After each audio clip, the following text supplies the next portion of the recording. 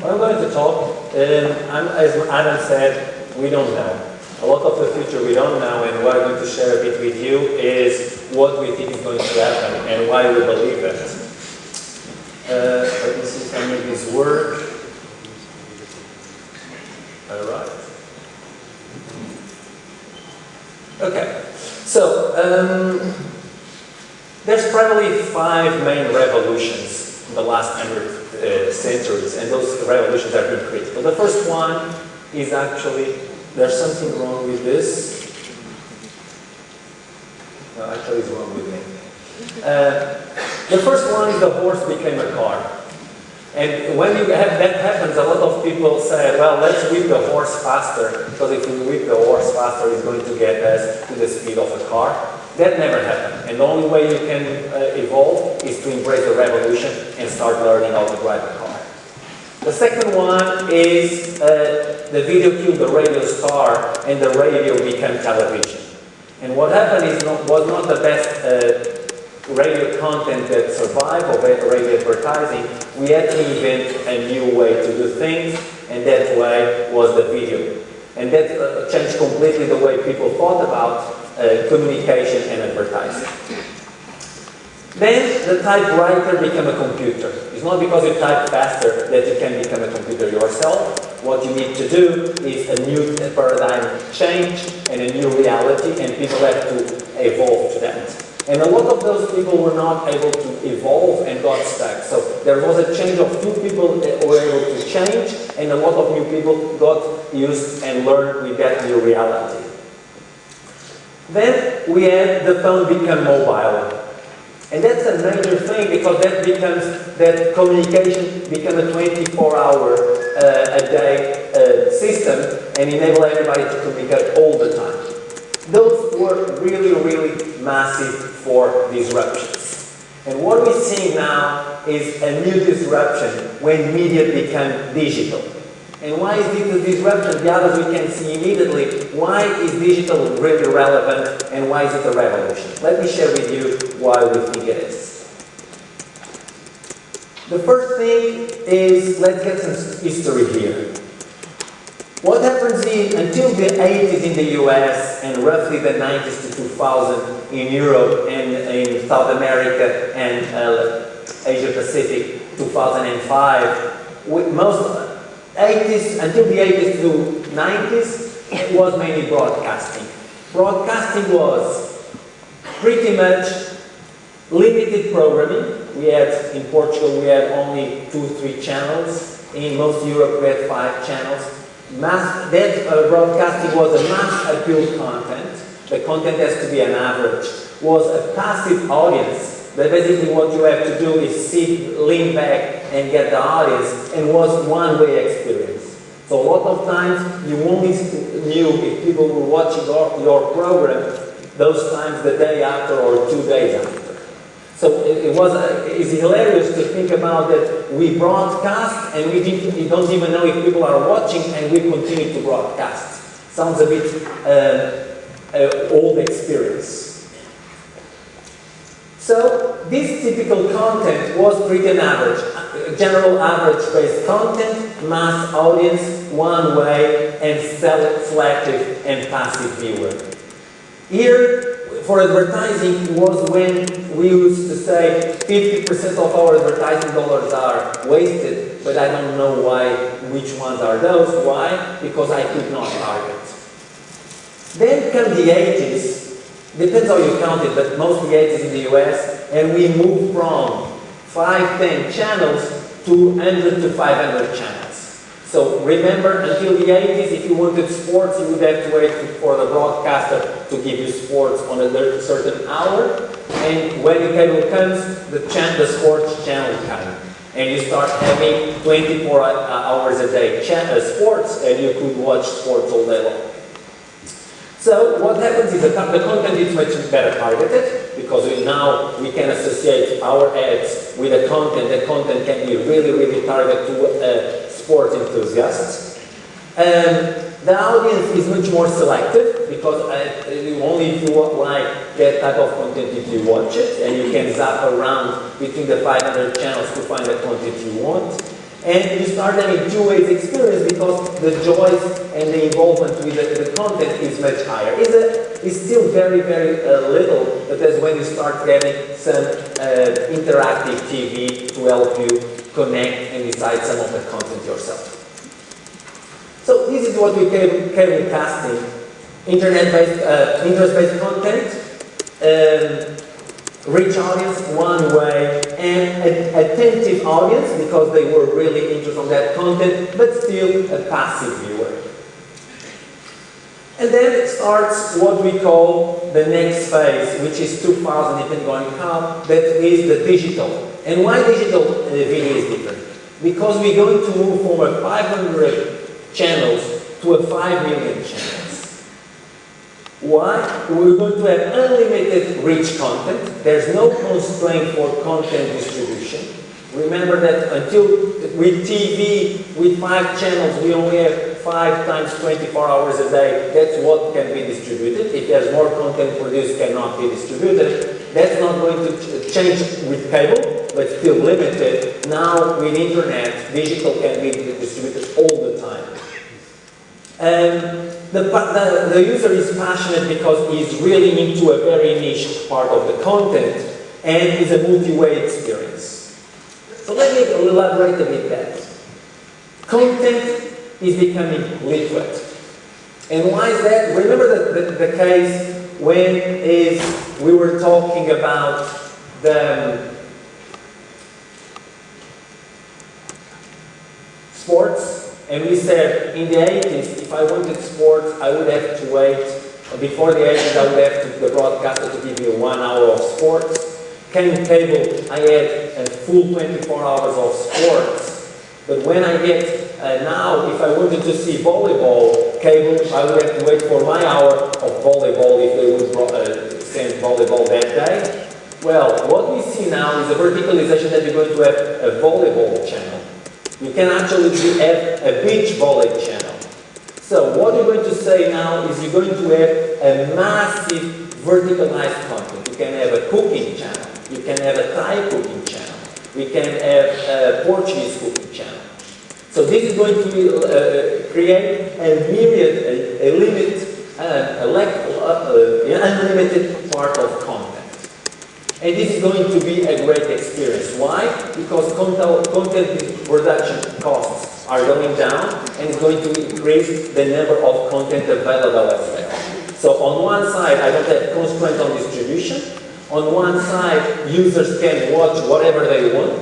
And on the other side, content costs are coming down, so more and more content is coming. And that content is going to come from very different types. We're going to have the typical Hollywood, very premium content, big movies, big series. You're going to have a lot of content from independent companies like Fremantle and the malls and a lot of independent content producers that are going to find ways to distribute that content they can produce, they could not produce together. And you start seeing the UGC. A lot of good videos, including the banana, how to peel a banana, which is relevant. That is going to be also interesting for some users. So what you're going to see now is a moment that the content is going to move from very premium to very popular and together going to remix and becoming liquid. And this is going to create the microcasting, which has happened with the cable. And what happened is I narrow it so down to the Thai cooking channel that I'm going to target only people that are very interested on that Thai cooking content. Now, if you think about that, I can extend it even one level further. Let me, before I go there, this part is already start happening today with a series of sites that are creating verticalized content to be distributed. And this is what we're trying to do on YouTube already. Let me share it with you. 1, 2, 3, 4.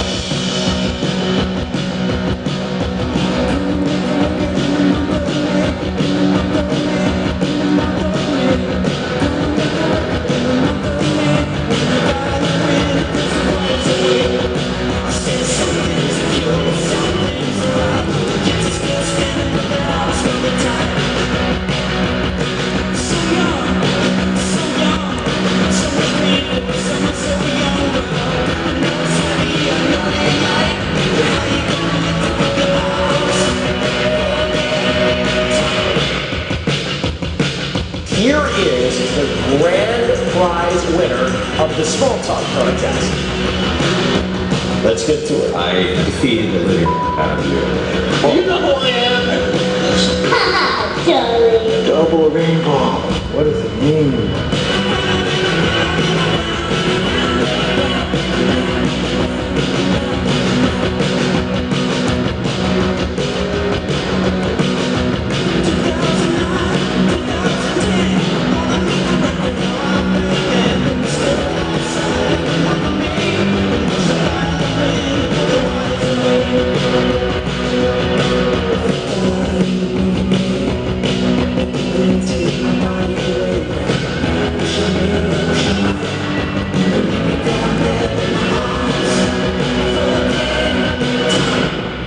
Thanks for tuning in. That is the best fucking rainbow I've ever seen. I'm one of those. So what we had here was on YouTube we start aggregating that very, very narrowly. There's something here wrong with our presentation, so I need to go back. These two are not linked. Don't worry, I'm not going to show the video again. So what you're going to see here is this verticalization of the channels is just the beginning. Because now I can know who you are, and by knowing who you are, I can aggregate that content for you. So it's what happens today when you watch content, you have to zap it around. You are on channel 1, move to channel 3, move to channel 4, and you aggregate that content to create channel U. That's your channel. But that channel was possible when you had 5 channels and you were aggregating 5. When you went to 500 channels, it's more difficult to aggregate. When you go to 5,000 channels, it's impossible. So by knowing who you are, by knowing what you look for, what you usually watch, and who your friends are, I can aggregate the content to create your own channel. And that creates a much better experience because you're going to do that for a huge pool of content to my best experience. And I still give you the ability to select the type of content that you want to choose if you don't like the way I aggregate it to you. This thinks about Amazon recommendations on steroids. Amazon recommendations, you buy a book and they recommend what people bought. People that bought that book also bought other books. We can do that more and more for the content. So that's going to create channel U. That's going to be a fantastic experience because you're going to have a massive pool of content to you. And that massive pool of content to you is going to be available everywhere. It's going to be available on your TV, and I explain in a second why. It's going to be available on your tablet or your PC, your tablet and your mobile. And this is going to make sure that you can start watching at home, watching on public transportation as you commute or go to work, watching on the work, watching your telephone. And why does that happen? Because digitalization enables that. What are the implications of that? We saw the implications for the content side. We're going to see the implications for the ad side. The same thing we said about the content that liquid and therefore I can remix it the way I want. Now I'm going to do one thing that's very important. I'm going to unbundle the ad from the content. If we today watch all of us in this room watch a football match, at the break, we're all going to have the same ad. We are not the same target group, so we're going to have a lot of wastage.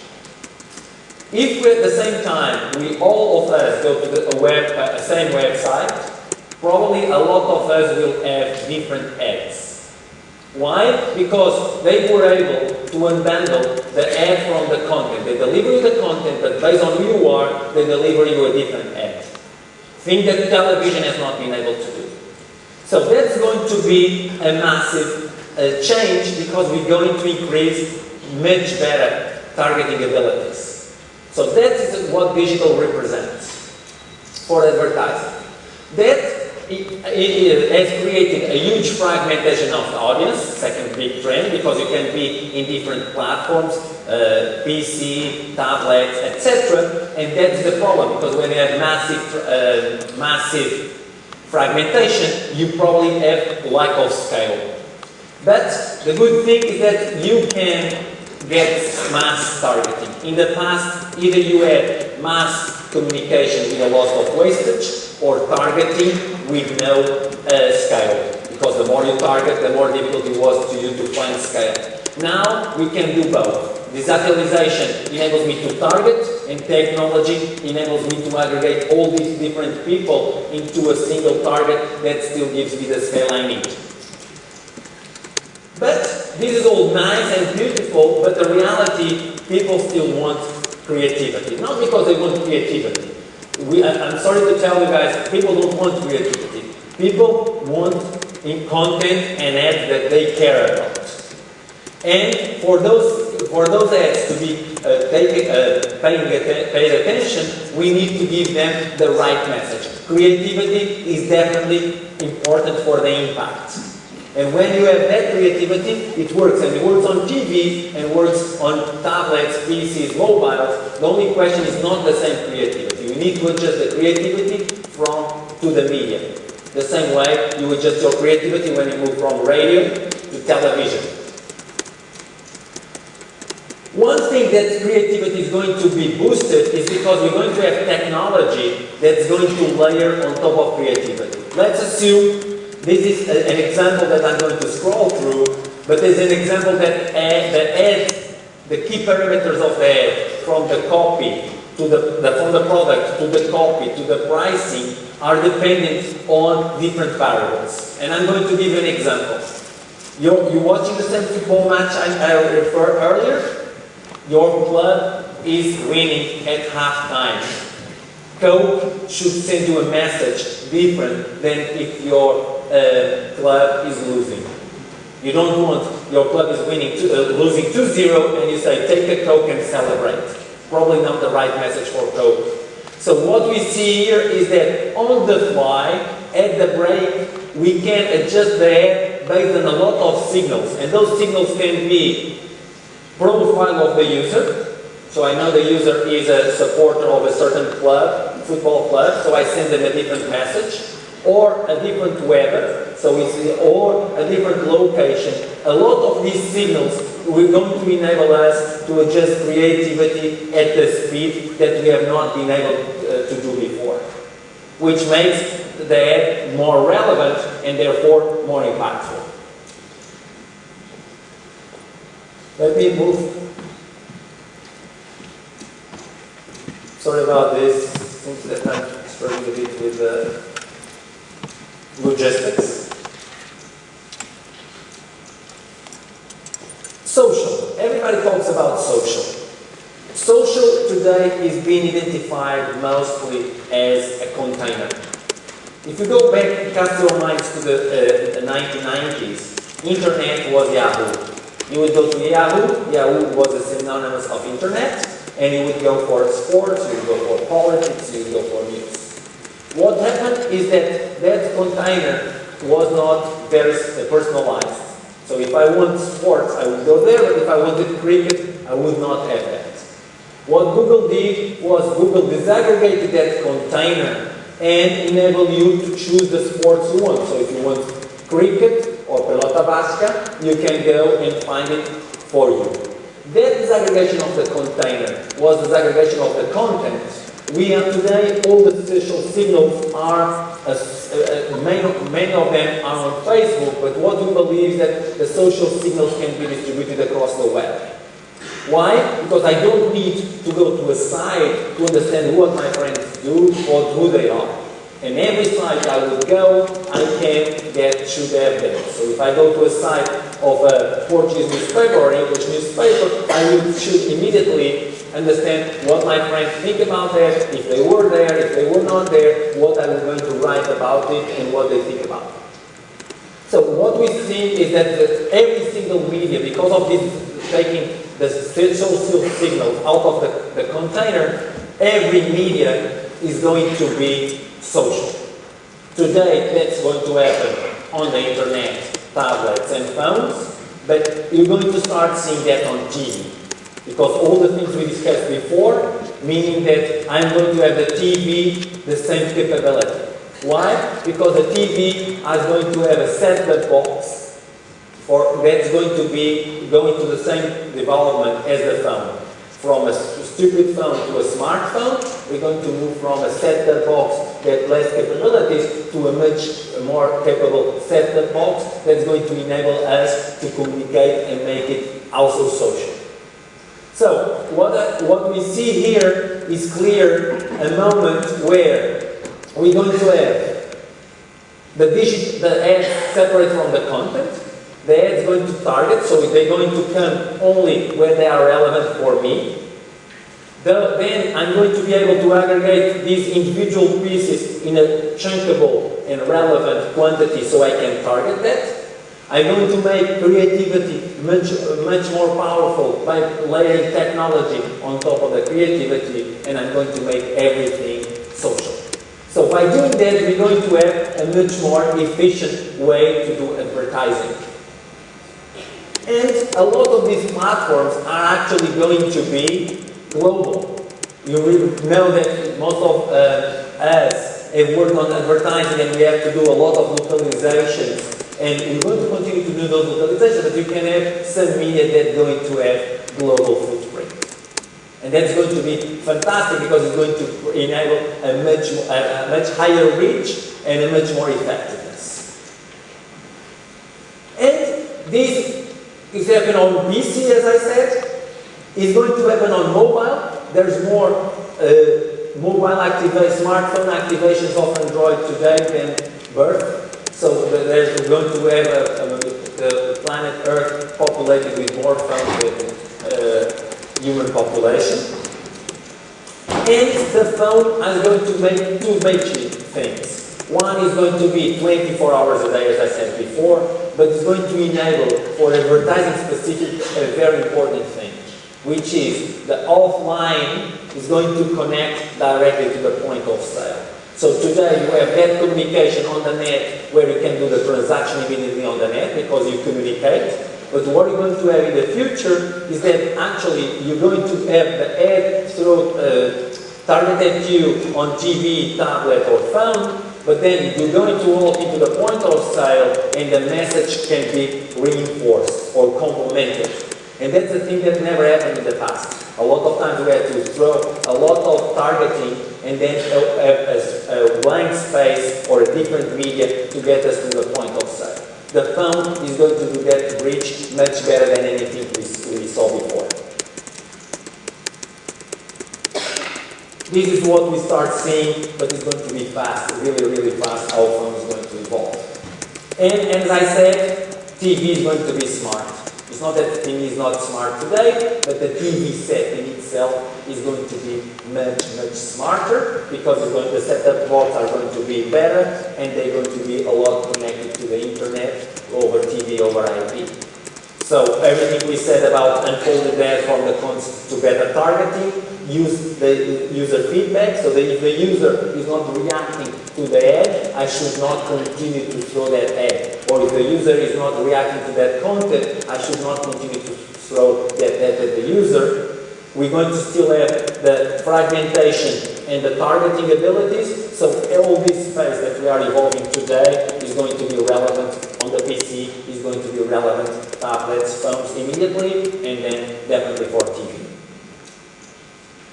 And what you start seeing, I'm not going to, is that we saw a huge complementarity between interactive video and TV. And I'm going to show a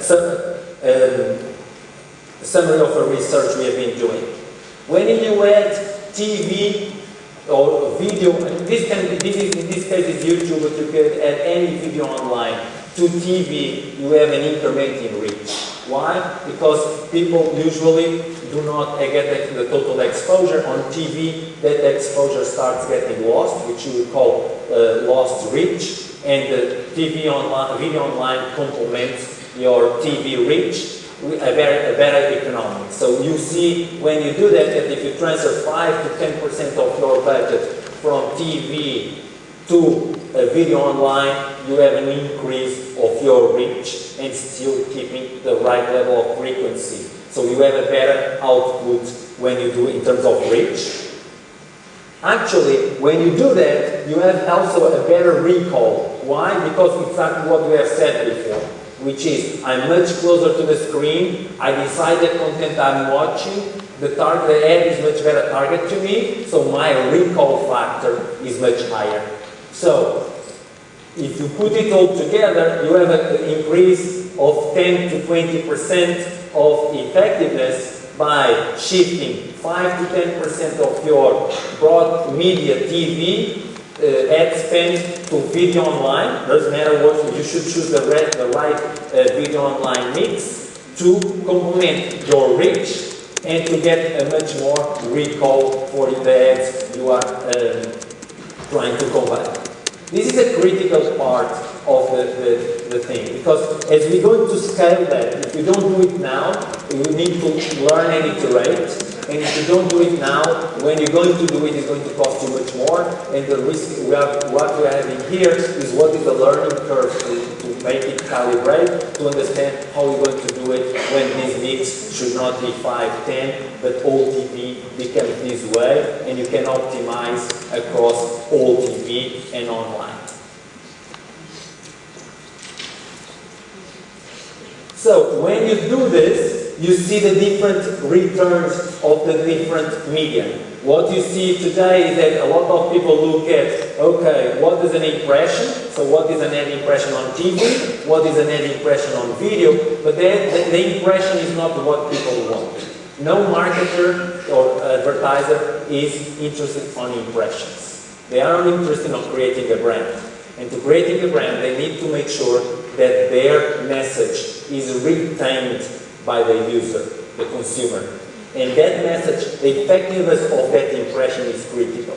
So if I have the same way a black and white TV ad has a different recall and different effectiveness than a color TV ad, a video online ad has a different recall and effectiveness than a TV ad. And you need to build that in your models, otherwise you're not optimizing for the client budget, or you're not giving the client budget the best possible return for the investment they are doing. What are the options when you do this? You can continue to do your scattered media buying. So you can continue to do a media plan where you buy in the US CBS, ABC, NBC, in the UK ITV, Channel 4, BBC, whatever the mix you want. But what you need to do is guarantee that when you do that mix, you add video online. Because that, as we saw, improves the mix of your, the effectiveness of your client mix. So this is a typical media, scattered media buying. The second thing you can do is this vertical sponsorization. And you have in the UK the X Factor is a good example. In the US, American Idol. You can have a lot of those, but you can also do content on the web and sponsor that content on the web. No different from that initially the soap operas were created with Procter & Gamble. But what you're going to have is you can actually produce and content yourself. A lot of marketers going to produce content that they're going to distribute. So there's a conversion or a conversion integration between what a marketer that used to just put the ad bundle into a content. Some of these marketers are actually going to produce their own content. And lastly, you're going to be able to create one thing that's channel U. Remember, we create the channel U by aggregating content specifically for me, and that I can have my sponsor